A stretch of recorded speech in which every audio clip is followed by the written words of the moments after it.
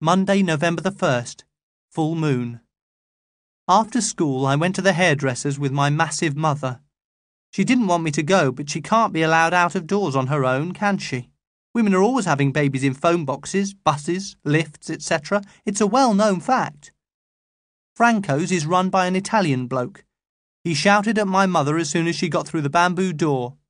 He said, "Hey, Pauline, why you no come to see Franco once a week like before, eh?" My mother explained that she couldn't afford to have her hair done regularly now. Franco said, "What foolish thing you say? Hair first, food second. You want your bambino to open his eyes and see an ugly mama?" I was astonished to hear the way he bossed my mother about, but for once she didn't seem to mind. He wrapped a sheet around her neck and said, "Sit down, shut up, and keep still." Then he tipped her backwards and shampooed her hair. He told her off for having a few grey hairs and moaned about split ends and the condition. Then he dried her hair in a towel and made her sit in front of a mirror. My mother said, "I'll just have a trim, please, Franco." But Franco said, "No way, Pauline. I cut it all off and we start again." And my mother sat there and let him do it. She also let him spray her bristle-cut hair purple, and she paid him for doing it, and gave him a tip. Tuesday, November the 2nd. There is a new channel on television. It is called Channel 4, and it is for minorities, like intellectuals, and people that belong to jigsaw clubs. At last I have found my spiritual viewing home. I predict that Channel 4 will transform British society. All the morons in the country will start watching it and get a taste for education and culture. Yes, Britain is in for a new renaissance. Wednesday, November the 3rd. My mother has packed her little weekend case and put it in the hall. Thursday, November the 4th. My father rang today and asked me how my mother was. I said she was as well as could be expected for an 8.5 months pregnant woman. He asked if the baby's head was engaged yet. I answered coldly that I wasn't conversant with the technicalities of childbirth. I asked him how his own baby was. He said, "That's right, Adrian. Turn the knife." Then he put the phone down. Friday, November the 5th. Bonfire night. Locked the dog in the coal shed as advised by the media. Then went to the Marriage Guidance Council bonfire party. It was crowded with couples bickering over the fireworks, so Pandora and I slipped away and shared a packet of sparklers behind the wall of the Co-op bakery. I wrote Pandora in the air with my sparkler. Pandora wrote Adrian. I was very upset. We've been going out for over a year. She ought to know how to spell my name by now. Went back to the community bonfire and found our dog watching the firework display and chewing a hot dog. I lost count of the times nosy adults said, "That dog should be locked up out of harm's way." I tried to explain that our dog is an individualist and can't be treated like other dogs. But what with the exploding of fireworks and the crowds going "ooh" and "ah" every time a pathetic rocket was launched, it was a bit difficult. In the end, I took the stupid dog home, thus missing the best-dressed guy competition. Saturday, November the 6th. Wrote a political poem. I am going to send it to the New Statesman. Mr. Braithwaite told me that they print a seditious poem every week. Mrs. Thatcher, by A. Mole. Do you weep, Mrs. Thatcher? Do you weep? Do you wake, Mrs. Thatcher, in your sleep? Do you weep like a sad willow on your Marks and Spencer's pillow? Are your tears molten steel? Do you weep? Do you wake with 3 million on your brain? Are you sorry that they'll never work again? When you're dressing in your blue, do you see the waiting queue? Do you weep, Mrs. Thatcher? Do you weep? I think my poem is extremely brilliant. It is the sort of poem that could bring the government to its knees. Sunday, November the 7th. Went to see Bert and Queenie with my mother. Everyone we met on the way asked my mother when the baby was due or made comments like, "I expect you'll be glad when the baby's here, won't you?" My mother was very ungracious in her replies. Bert opened the door. He said, "Ain't you dropped that sprog yet?" My mother said, "Shut your mouth, you clapped-out geriatric." Honestly, sometimes I long for the bygone days when people spoke politely to each other. You would never guess that my mother and Bert are fond of each other. Everyone was too old or too ill or too pregnant to do any cooking. I developed a sudden ache in both wrists, so we ate bread and cheese for our Sunday dinner. Then, in the afternoon, we took it in turns to teach Queenie to speak again. I got her to say, "A jar of beetroot, please," dead clearly. I might be a speech therapist when I grow up. I have got a definite flair for it. We got a taxi back home because my mother's ankles got a bit swollen. The taxi driver moaned because the distance was only half a mile. Monday, November the 8th. I was woken up at 3 a.m. by the sound of my mother crying. She wouldn't say what was wrong, so after patting her on the shoulder, I went back to bed. I wish he'd let my dad come back. After all, he has said he's sorry. Tuesday, November the 9th. Couldn't concentrate at school for worrying about my mother. Mr. Lambert told me off for staring out of the window when I should have been writing about the future of the British steel industry.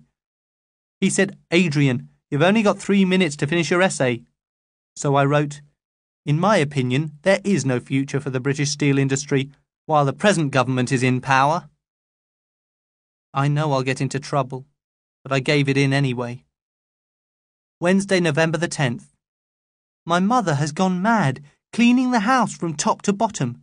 She has taken all the curtains and nets down. Now anybody passing by in the street can look in and see our most intimate moments. I was examining my spots in the living room mirror tonight when Mr. O'Leary shouted from the street, "There's a fine pimple on the back of your neck. Don't miss that one out, boy." It's taken me 15 years to appreciate the part the curtains have played in civilized English life. Mr. Brezhnev, the Russian Prime Minister, died today. World leaders have been sending lying telegrams to the Kremlin saying how sorry they are. Thursday, November the 11th, Armistice Day. When I got home from school, my mother's little suitcase was missing from the hall. She was nowhere in the house, but I found a note on the biscuit tin. It said, "Waters broke at 3:35. I am in the labour ward of the Royal Infirmary. Call a taxi. £5 note at bottom of spaghetti jar. Don't worry. Love, Mum. P.S. Dog at Mrs. Singh's." Her writing looked dead untidy. The taxi ride was a nightmare. I was struggling to get my hand free of the spaghetti jar all the way. The taxi driver kept saying, "You should have tipped the jar upside down, you stupid bleeder." He parked outside the entrance to the hospital and watched the jar versus my hand struggle in a bored sort of way. He said, "I'll have to charge you waiting time." 100 years passed, then he said, "And I can't change a £5 note either." I was almost in tears by the time I managed to pull my hand free. I had a mental image of my mother calling for me, so I gave the taxi driver the £5 and ran into the hospital, found the lift and pressed the button which said Labour Ward. I emerged into another world. It looked like the Space Control Centre at Houston. A technician asked, "Who are you?" I said, "I'm Adrian Mole." "And you've got permission to visit the Labour Ward?" "Yes," I said. Why did I say yes? Why? Room 13. She's being a bit stubborn. Yes, she's a stubborn kind of person, I said, and walked down the corridor. Doors opened and shut, and I caught glimpses of women hooked up to gruesome-looking equipment. Moans and groans bounced around the shiny floors. I pushed the door of room 13 open and saw my mother lying on a high bed reading Memoirs of a Fox-Hunting Man by Siegfried Sassoon. She looked pleased to see me, and then asked why I'd brought the spaghetti jar into the hospital.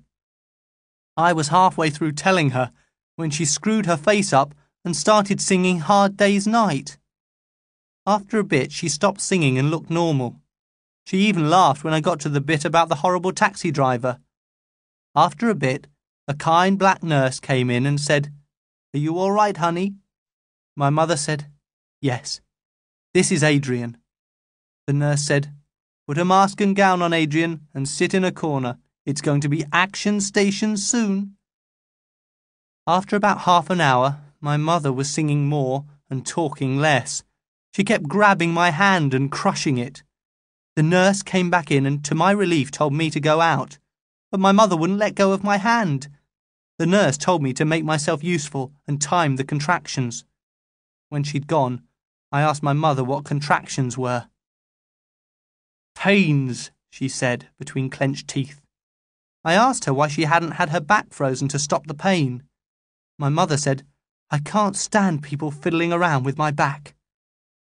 The pain started coming every minute, and my mother went balmy, and a lot of people ran in and started telling her to push. I sat in a far corner at the head end of my mother and tried not to look at the other end, where doctors and nurses were clanging about with metal things. My mother was puffing and panting, just like she does at Christmas when she's blowing balloons up. Soon everyone was shouting, "Push, Mrs. Mole, push!" My mother pushed until her eyes nearly popped out. "Harder," they shouted. My mother went a bit balmy again, and the doctor said, "I can see the baby's head." I tried to escape then, but my mother said, "Where's Adrian? I want Adrian." I didn't like to leave her alone with strangers, so I said I'd stay. I stared at the beauty spot on my mother's cheek for the next 3 minutes, and I didn't look up, until I heard the black nurse say, "Pant for the head." At 5:19 p.m, my mother had a balmy moment. Then the doctor and nurses gave a sort of loud sigh, and I looked up and saw a skinny purple thing hanging upside down. It was covered in white stuff. "It's a lovely little girl, Mrs. Mole," the doctor said, and he looked dead pleased, as if he were the father himself. My mother said, "Is she all right?" The doctor said, "Toes and fingers, all correct." The baby started crying in a crotchety, bad-tempered way, and she was put on my mother's flatter belly. My mother looked at her as if she was a precious piece of jewellery or something. I congratulated my mother, and she said, "Say hello to your sister." The doctor stared at me in my mask and gown and said, "Aren't you Mr. Mole, the baby's father?" I said, "No, I'm Master Mole, the baby's brother." "Then you've broken every rule in this hospital," he said. "I must ask you to leave. You could be rife with childish infectious diseases." So, while they stood around waiting for something called the placenta to emerge, I went into the corridor. I found a waiting room full of worried-looking men, smoking and talking about cars. To be continued after sleep. At 6:15, I rang Pandora and told her the news. She did big squeals down the phone. Next, I rang Grandma, who did big sobs. Then I phoned Bert and Queenie, who threatened to come and see my mother, but I managed to put them off. Then I ran out of 5-pence pieces, so I called in to see my mum and sister. Then went home. I walked around the empty house, trying to imagine sharing it with a little girl. I put all my smashable possessions on the top shelf of my unit, then went to bed. It was only 7:30, but for some reason I was dead tired. The phone woke me up at 8:15. It was my father gibbering about having a girl. He wanted to know every detail about her. I said she took after him, half-bald and angry-looking. Friday, November the 12th. The Russians chose their new leader today. He is called Andropov. I am a hero at school. The story has got round that I delivered the baby. The dinner lady in charge of chips gave me an extra big portion. Went to the hospital to see my female relations after school. I am staying at Pandora's house. Over supper, I gave them a blow-by-blow account of the birth. Halfway through, Mr. Braithwaite got up and left the table. Saturday, November the 13th. Pandora and I went to see my mother and the baby this afternoon. We had to fight our way through the crowd of visitors round her bed. For such a stubborn person, she is certainly popular. The baby was passed around like an exhibit in a courtroom. Everyone said, "Isn't she beautiful?" The women said, "Oh, it makes me feel broody." The men said, "Small fingernails." Then Queenie and Bert arrived, so a space was cleared for Bert's wheelchair, and Queenie sat on the bed and squashed my mother's legs, and it was dead chaotic. The nurses started looking efficient and bossy. A staff nurse said, "You are only allowed 2 visitors to a bed." Just then my grandma and father turned up, so everyone else was pleased to go and leave these 2 particular visitors at the bed.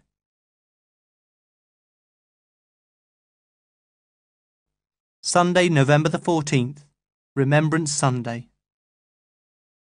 My mother phoned me up to tell me that she is coming home at 10:30 tomorrow morning. She told me to make sure the heating is switched on. I asked if she wanted a taxi ordering. She said, "No, your father has kindly offered to pick us up." Us. I am no longer an only child. Watched the poppies falling onto the heads of the young kids in Westminster Abbey. My eyes started running. I think I've got a cold coming on. Monday, November the 15th. Skived off school. Mrs. Singh and Mrs. O'Leary came round early to tidy the house. I said I was perfectly capable, but Mrs. O'Leary said, "Sure, you're talking nonsense, child. How would a lump like you know how to make a house nice enough to pass the eagle eyes of a woman?" At 11:15, I saw the bizarre sight of my father carrying his daughter down the front path, followed by my thin, purple-haired mother. I haven't got enough emotions to cope with all the complexities of my life. After going mad over the baby, Mrs. Singh and Mrs. O'Leary melted away and left my immediate family staring at each other. To break the tension, I made a cup of tea. My mother took hers to bed, and I let mine go cold. My father hung about for a bit, then went home to Grandma's. The midwife came at 2:30. She did mysterious things to my mother in the privacy of the master bedroom. At 3:15, the midwife came downstairs and said my mother was suffering from after-baby blues caused by hormone trouble. She asked me who was looking after my mother. I said I was. She said, "I see," in a thin-lipped manner. I said, "I am perfectly capable of pushing a hoover around." She said, "Your mother needs more support." So I took the pillows off my own bed and gave them to my mother. This act of kindness made my mother cry. Tuesday, November the 16th. Phoned the school secretary, Mrs. Clara Coates, and inquired about maternity leave. Scruton came on the line. He barked, "If I don't see you in school tomorrow, Mole, I shall be severely displeased." The baby woke up 5 times in the night. I know because I sat by her cot, checking her breathing every 10 minutes. My mother has stopped crying and started wearing mascara again. Wednesday, November the 17th. Mrs. Singh and Mrs. O'Leary are taking it in turns to look after my mother and sister. Pandora says I am beginning to be a bore about the baby. She says that my sister's feeding pattern isn't of great interest to her. How callous can you get? Thursday, November the 18th. My father was ironing baby clothes when I got home from school. He said, "If you laugh, I'll kill you." My mother was feeding the baby with her feet on the dog's back. It was a charming domestic picture, only spoiled when my father put the ironing board away and went home to his other family. Friday, November the 19th. I asked my mother what she was going to call the baby. She said, "I can't think beyond the next feed, let alone decide on a name." I suggested we both make a list, so after the next feed, we did. My mother's: Charity, Christabel, Zoe, Jade, Frankie, India, Rosie, Caitlin, Ruth.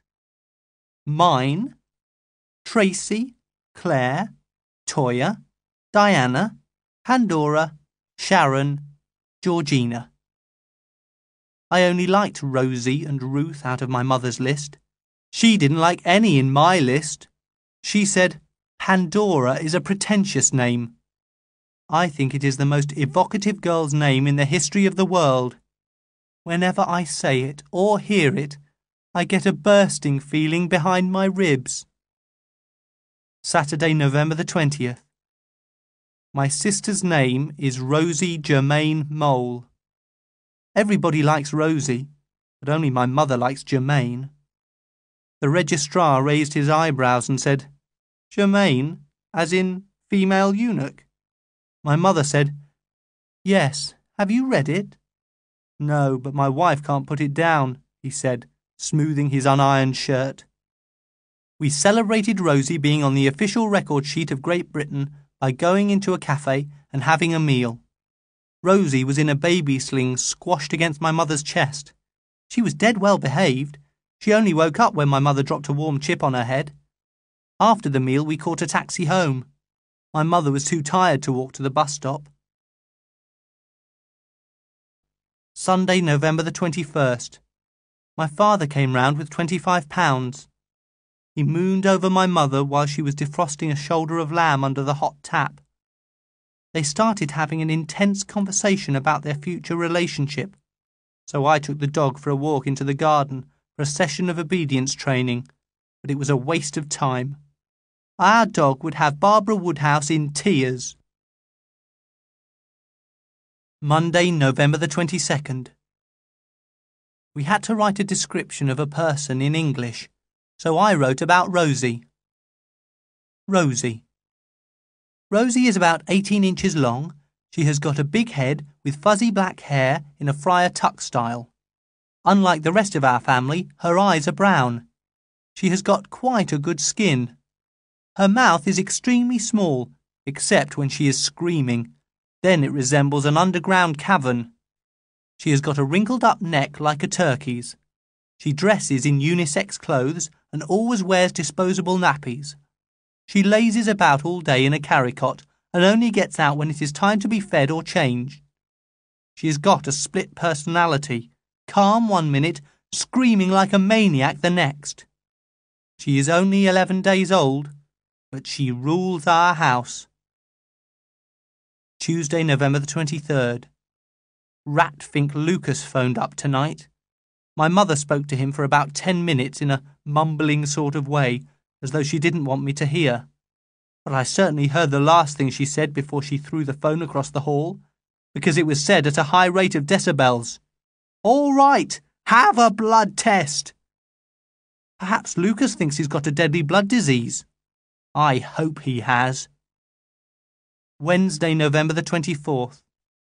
Mr. O'Leary has gone to Ireland to vote in the Irish election, which is being held tomorrow. I admire his patriotism, but I can't understand why he doesn't live in Ireland all the time. I will ask him when he comes back. Mrs. O'Leary is not so patriotic. She stayed at home and threw a party for somebody called Anne Summers. My mother was invited but didn't go. She said Anne Summers was responsible for getting her into her present mess. I watched the O'Leary's front door all night, but all I saw was just a load of middle-aged women giggling and clutching brown paper bags. Thursday, November the 25th. Nobody won in the Irish general election. It was a draw. Mr. O'Leary was detained at East Midlands Airport on suspicion of being a terrorist, but he was let off with a warning and told not to bring Action Men accessories into the country again. Friday, November the 26th. I got a dead horrible shock when I came out of the school gate today.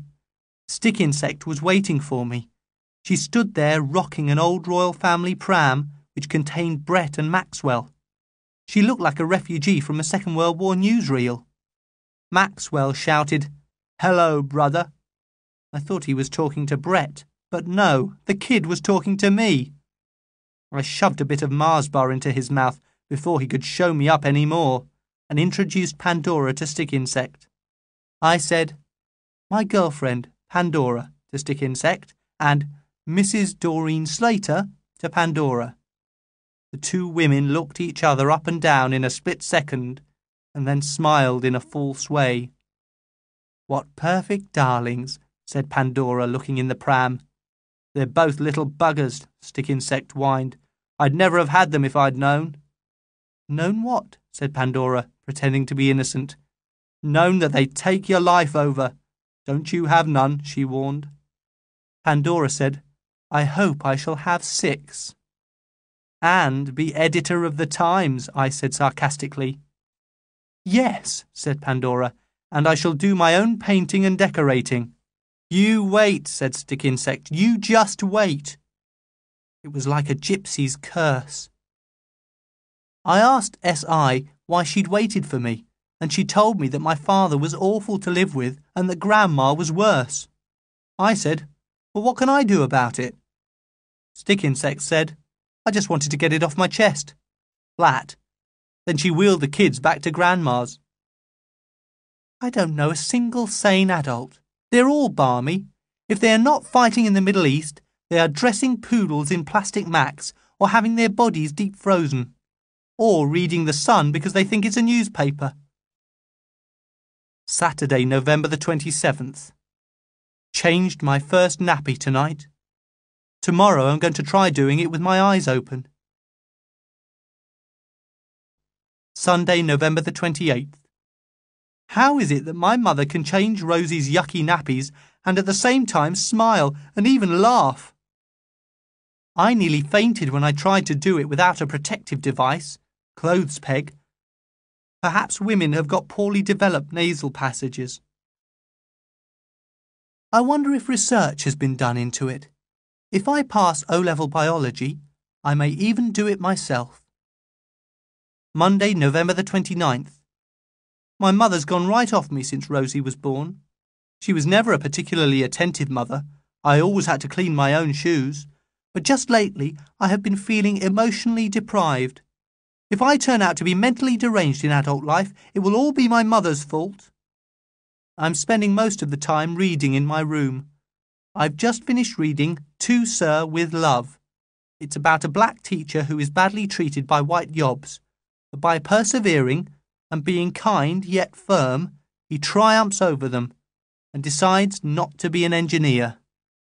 I give it 5 out of 10, which is not bad because I am very discriminating.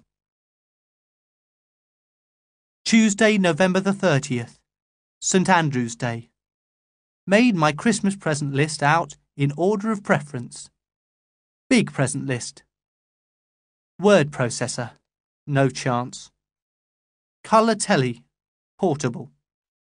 Amstrad hi-fi unit for future record collections. Electronic typewriter for poems.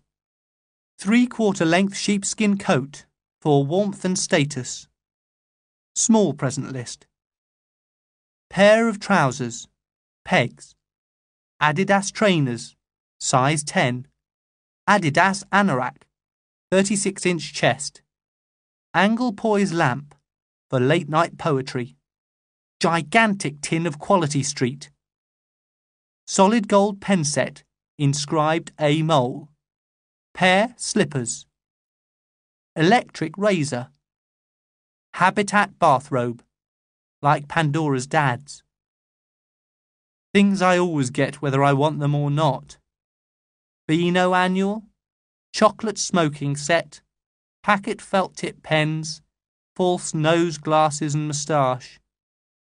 I gave my mother the list, but she wasn't in the mood for talking about Christmas. In fact, just mentioning Christmas put her in a bad mood.